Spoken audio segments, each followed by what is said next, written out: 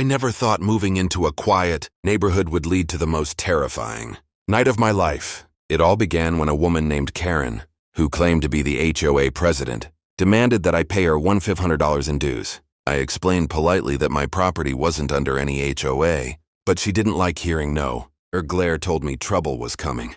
A few days later, my daughter came to visit. She's 30, strong, confident, and trained for dangerous situations, though no one in the neighborhood knew she was the county sheriff. As she stepped out of her car, Karen stormed toward her, shouting that she couldn't park there without HOA permission. My daughter calmly said, "Ma'am, there is no HOA here." That was when Karen snapped.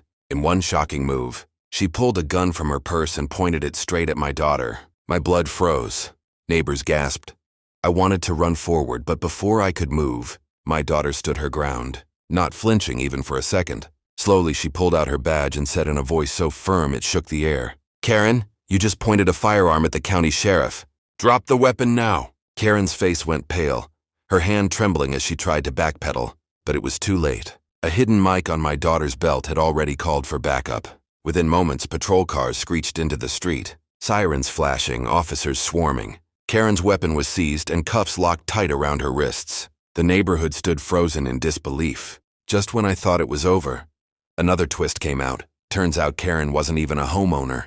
She had forged papers and had been squatting in a rental house, pretending to run an HOA scam across several streets. My daughter uncovered everything in hours, and by morning, Karen was not only facing assault charges, but also fraud investigations worth thousands. What began as fear ended with justice, and Karen's empire of lies collapsed in a single night. Tell me, if you saw someone point a gun at your loved one, would you freeze in fear or fight back with everything you had?